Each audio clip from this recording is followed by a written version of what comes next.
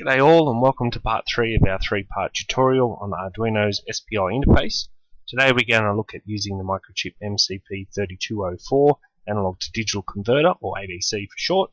If you haven't seen parts 1 and 2 of this series, I would suggest watching these first, as it covers the basics and terminology of SPI in more detail, as well as provide a detailed example of binary and how it was used to control the MCP4922 DAC. These two videos will really help you understand this video a little easier. As we did for the DAC, we'll start with the data sheet and why an ADC. Well, basically for the exact opposite reason for the DAC. Microcontrollers are fantastic at determining if something is on or off, logic level high, 5 volts in most cases, or logic level low, 0 volts or ground.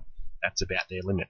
An ADC will take an analog voltage such as 1.24 volts or 0.86 volts and convert it to a digital binary number. The Microchip MCP3204 ADC performs this function very well.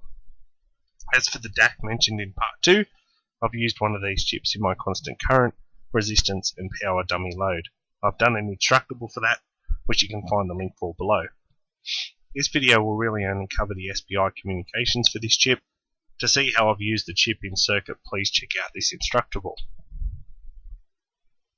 As for the DAC, the 4 pins the ADC will use are MOSI, MISO, S-clock and chip select. The MOSI, MISO and S-clock pins are shared with the DAC, however the chip select pin must be uniquely controlled by the microcontroller. Once the chip select pin is active, it will connect to the other 3 pins and accept and return data over these lines. The MCP3204 will need to accept some instruction from the master, the microcontroller, as well as send back data to the chip. So this chip will use all 4 lines used by the SPI interface. The serial data in, or MOSI, can be found on pin 9. We're using the MCP3204, which is this one here. So the serial data in will be found here on pin 9. The serial data out, which is the MISO, which will be found on pin 10. The clock pin is on pin 11, and the chip select pin on pin 8. Again, with the line over the top, it means it's an active low, so when the chip is low, it will connect to the MISO, MOSI and S-clock lines to receive and send instructions as required. This pin 8 is also doubled up as a shutdown, so when it's active high, it's not doing anything, so it's effectively shut down. So when it's low, it's ready to go. As for the DAC, the ADC uses binary communication. As I said, I'm not really going to go into much detail on binary in this video, so if you are unfamiliar with binary or haven't watched part 2, I would suggest checking that out first. Again, there are 2 main concepts to grasp when working with the ADC, the resolution and the voltage reference. As the MCP3204 is also 12-bit, it's capable of converting an analog voltage to 4096 different binary values, including 0. We're also using the 2.048 voltage reference for the ADC. However, this time, instead of receiving a binary number and outputting a percentage of its voltage reference, it reads the voltage, converts it to a percentage of the voltage reference, and then compares that to its maximum binary value and sends the equivalent percentage of that binary value back as a binary number. For example, if the ADC reads 2.048 volts, then we're using a 2.048 volt voltage reference, it sees that as 100%, so it sends back 100% of its maximum binary value, which is 4095. If it reads 1.024 volts, it sees that as 50% of the voltage reference, so sends back 50% of its maximum binary value, which would be 2048. So now that's under control, let's have a look at the SPI side of things. Here we can see that this ADC also supports mode 00, just here, which is fantastic as this is Arduino default. We go down the data sheet a little further and we can see that on page 3 we can find the frequency. However, this time the frequency maximum is 2 MHz. As the supply voltage is 5 volts in this case, however, it's not good to run things at their maximum, so we will need to reduce this in the code, because the Arduino default is 4 MHz above what this chip allows, so we'll need to check that out in the code. If we go down to page 19, we'll be able to see the serial communications for this chip. Here we are here. This section describes the serial communication, which is a section that we're really interested in. Here we can see the device will work on most significant bit first, which is written just here in this section here. And also this will also give us the configuration bits for this particular ADC, which we will come back to very shortly. Go down the data sheet a little bit further and we'll be able to see the complete operation of what's required by the ADC. So here, this table can look a little confusing, but basically it is 3 sets of 8-bit clock cycles. So we're dealing with 3 bytes, which include 8 bits in each byte. In the first of the 8-bit bytes, the 3 least significant bits, which are the 3 last bits, we need to send, which includes a start bit to say, okay, we want to start communication. This is a register configuration bit, which we'll have a look at in a minute. And D2 is a bit that we will also see that's not required for this particular ADC. The second bit here, or the second byte rather, includes 2 configuration bits. Now, these bits along this section are what's sent out on the MOSI line, which is the master out slave in, and then these bytes here are on the master in slave out. So it's what the ADC sends back to the microcontroller. So we can see that this 8 clock cycles here, we actually share some information going out, and we also receive some information back. So we only have to send 5 bits of information for this particular ADC. Unlike the DAC, we had to send a full 16 bits because we had to send the value, but in this case we're receiving the value back. So the D2, D1 and D0, which we'll see in a minute, are the configuration bits for the address of the DAC that we're going to be looking at. And then these bits here are actually the value that it's sending back to us. So this bit here is actually a null bit. It allows time for the ADC to sample what channel it's looking at, and then it sends it back some information, and we read that information back.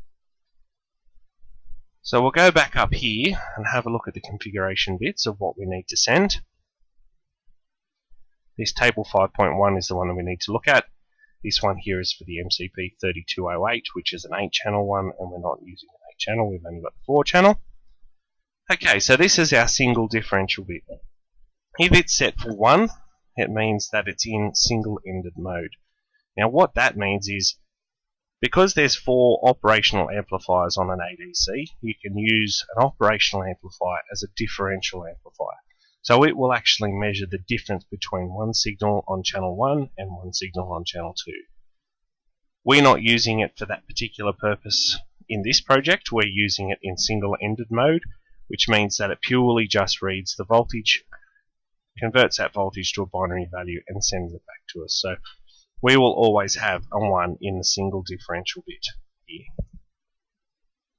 The D2 bit here is a don't care bit for the MCP3204. It's mainly used in the 3208. These, depending on their binary number, is what channel we will be reading on the ADC. So 00 will be channel 0, 01, which is equivalent to a decimal value of 1, will be channel 1, 10 in binary is equivalent to the decimal value of 2, and 11 in binary is equivalent to the decimal value of 3. So that's quite easy for us to use. So just going back down to this particular section of the data sheet, for us, in our particular situation, these first byte of information will never change, because the D2 we never use, the single differential bit will always be 1 for us, and we will always have a 1 here. So that makes it quite easy for us to set this first byte of information. This second byte of information that we need to send will change depending on what channel of the DAC that we're using. So if we're using channel 0, D0 and D1 will both be zeros. Channel 1 will be D0 will be 1, D1 will be 0, and then we'll have a look at the rest of that when we go into the code. So let's have a quick look at the code. Very similar to the DAC, if anything it's actually a little bit easier. We include the SPI library, which makes it fantastic for us to work with SPI with Arduino. We set the constant integer for the ADC chip select, and in this particular case I'm using pin 8, which can be any pin you want as long as it doesn't compete with any other pin that you're using in your project. We're setting our pin mode for our chip select pin as an output, and because it's an active low chip, we are initially setting it high in case we get anything sort of weird going on. We initialize the SPI. That basically sets the pin modes for the MOSI, MESO and S-clock pins, and also sets up a few values in the register and microcontroller to say yes, we want to use the SPI. We want most significant bit first. Again, not strictly needed because it does default. Arduino does default to this, but we'll put it in here anyway, just to be safe. SPI mode 0, which we did look at in the datasheet, which was mode 00. Again, we don't really need that because it's default anyway, but we'll just put it there to be sure. But this section is important, which we didn't have to do with the DAC. Because we saw a maximum frequency earlier of 2 MHz, I've set the clock divider to actually be a clock divide. Our clock frequency on most Arduinos, this is 16 MHz. If you're using the Arduino Duo, this will be different for you.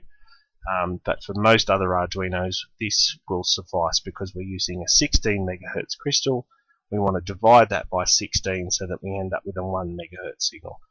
I never run chips to their maximum. I always try and bring it back a little bit, and speed is not overly critical in this particular case, so I'm happy to run this at 1 MHz. The loop we'll come back to in a minute, and this code here is basically does all the heavy lifting again. We don't really want to write this much code every time we want to do something with an ADC, so we're trying to set up a function. Now this time the function will actually return a value. Because we're reading the ADC, we want this function to give us back a voltage. So that is why this value here is a float and not a void. Now a float is a floating point number. It will actually give us a decimal. Any other variable within Arduino, like integer or word or byte or anything, will only store a whole number. A float variable will store a decimal value for us. The read ADC is the name of the function, and we're only passing one parameter in this time, which will be the channel. So we've got channel 0, channel 1, channel 2, and channel 3, because we've got 4 ADCs in this particular chip. Now this primary register we have set up as a binary value. Don't forget the 0B means that it's telling Arduino IDE that it's going to be a binary number. Now if we just duck back to our data sheet quickly, we can see that we need to start a start bit, which needs to be the third least significant bit. We need single differential, which in our particular case it will be a 1 for single moded operation, and our D2 is a don't care bit in this case. So we need our first primary byte to be 0000 0110. And if we go back here, that's exactly what we've got there. So this bit here will be our start bit, and this bit will tell the DAC that we want it to be single moded operation, and this would be our D2, but in this particular DAC it doesn't matter. Now this is probably a little bit of an overkill, but I like to use it just in case for anything that sort of gets a little bit out of place or anything that happens within the processing of the code, and that is to mask this register. So to make sure, we'll have a look at it here. I'll have it just a quick look here. It's the primary register, which is what we've just set a minute ago. This is our start bit, this is our single moded bit, and this is our D2 bit. We don't want anything there. So what we do is we end that with the mask, and as you can see, that operation happens just here. So the primary config, which is the ADC primary register, which is what we've just set here, ended with the primary mask. So we only want the last 3 digits of this number to be anything. And to make sure that we isolate those last three, we end it with the mask including the last three ones, and it basically just gives us the same value. So in this particular case it probably is a little bit of an overkill, but I like to do it just to be sure. This ADC primary byte mask we will use further down in the code. So this, as I said, just sets up our primary mask, and it sets this primary bit that's going to be sent. So it's just a 110. That's all it is. Our secondary config mask, all that it has in it is the channel that we're sending it to. So we're only going to ever use these two bits here, the D1 and D0 bits, to send our channel. So if you remember, 1 in 1 decimal value is the same in a binary value, 2 in a decimal value is a 1 and a 0, and a 3 in a binary value is a 1 and a 1. So when we put in a channel here of 1, it's going to read that as a 0, 1, and it's going to shift that 6 positions to the left into the channel pin. So let's just have a quick look here. If we put a 0 into the channel, it's going to shift it 6 bits to the left, which we're still going to end up with a 0. If we put a 1 in the channel parameter, it's going to send it shift 6 bits to the left, which will end up with 0, 1. If we put a 2, it'll move it 6 bits to the left, so we end up with a 1, 0 there. And if we put a 3 in, it will end up with 1, 1. So we go back to the data sheet here again. That's exactly what we want. If it's a 0, it's a 0, 0.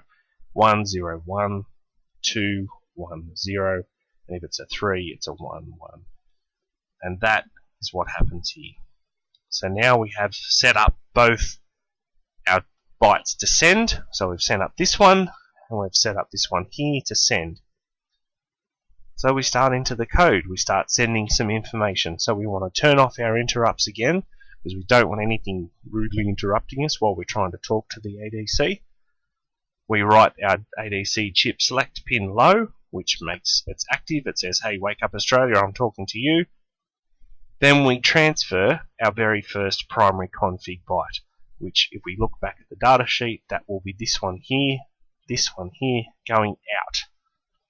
It will send that information out first, and in this particular case we're not expecting anything back in this set of 8 clock cycles. This here is our next set of 8 clock cycles. So if we have a look here at the data sheet, this will be sending out these 2 channel bits, and we will also start receiving some information back. So here is our 8 clock cycles that we're talking about, our second lot of 8. So we're expecting to receive some information back as well as send some. So this here is what we're sending. We're sending our secondary config bit, which we've just set up here to equal our channel. So in our case, if it's 0, this will just be 0. If it's 1, it will be 0, 1, and so on and so forth as we've described. And this is receiving that information in that second set of 8 clock cycles. So again, if we have a look at the data sheet here, this second set of clock cycles will be receiving this information. Because it works together, it works simultaneously, that function will also return those 8 bits as well as send the second set of 8 bits. So we want to catch that in our ADC primary byte, which we've done. Now on our third set of 8 clock cycles, this will also receive our secondary byte. Now if we have a look on the data sheet, this third set of 8 clock cycles will not want to send anything, and we're receiving the last 8 bits of our value.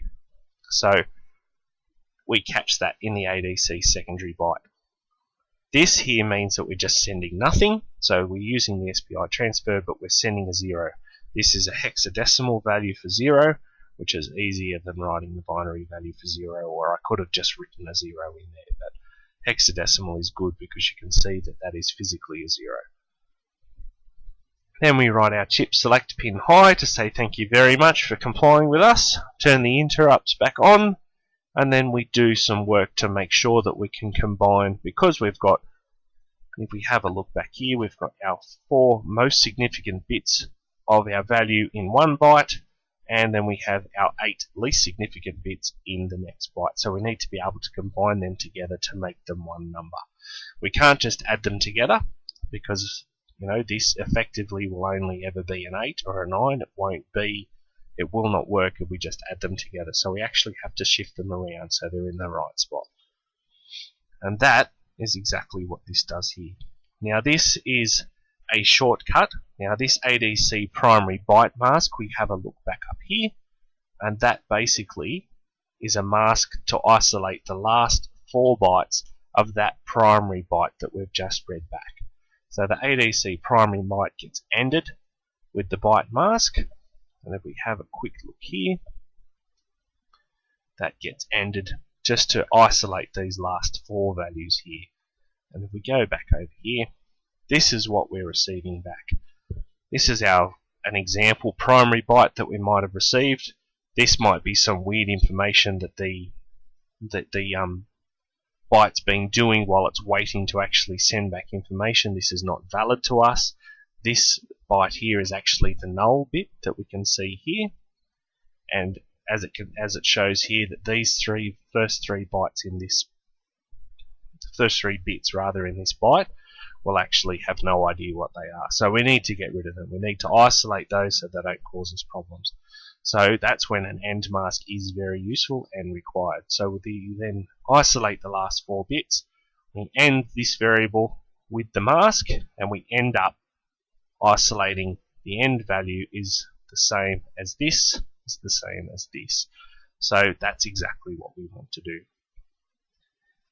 Now for the secondary byte, down here, it's already as we need. It's the last 8 bits of our value, so we don't need to touch it. We need to leave it alone.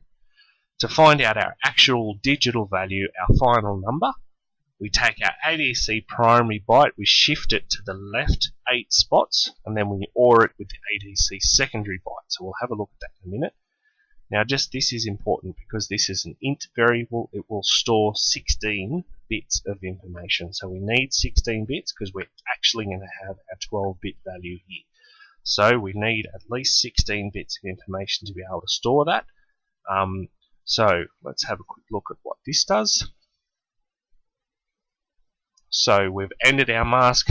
Now what we do here is we take this variable here that we've ended up with, which is our primary byte now, and we shift that 8 places to the left. So that is our value there. So this is our value being shifted 8 spots to the left, which now leaves those 8 zeros, and then we OR it with our secondary byte.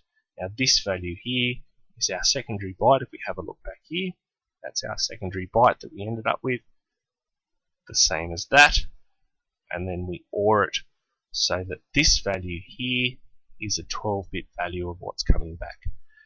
These 4 bits here are from these 4 bits here, and then these 8 bits have come from these 8 bits here. So that's exactly the value, the digital value that we need.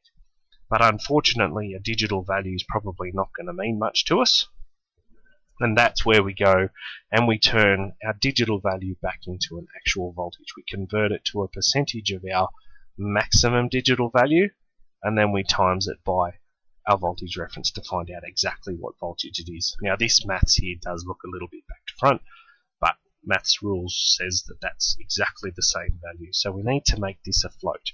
We need to turn our digital value into a floating point number so that we can get our most accurate multiplication, and that we can times it by a 3-digit decimal value, and then we can divide it. Now also notice, even though that 4096 is a whole number, now that we're using a float, we still need to include those 3 decimal places because we've used 3 decimal places here. And then finally we return that value back to our function, and that will be a voltage. That's a voltage that we can use and a voltage that we can read. So let's have a quick look here. I've just set this up on an Arduino at the moment, and the serial monitor is sending back. If we go back up to the loop up here, basically all I'm doing is I'm reading ADC channel 0, ADC channel 1, ADC channel 2, and then I'm serial printing the value of ADC channel 3, and I'm just putting a delay in there so we can just see a little bit more of what's going on. So we can see here that our ADC channel 3 is sort of fluctuating between 1.9 and 1.89 volts. So let's just have a look at the actual logic in the circuit. So I've captured this logic. Here you can see our four channels being read. So we'll just have a quick look here. And remember, here we'll have a look at the data sheet. Don't forget that our first 8 clock cycles will only be data being sent.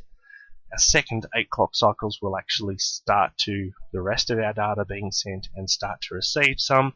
And then our last 8 clock cycles will be data being received. So you can see that here. Here's our chip select down here going low.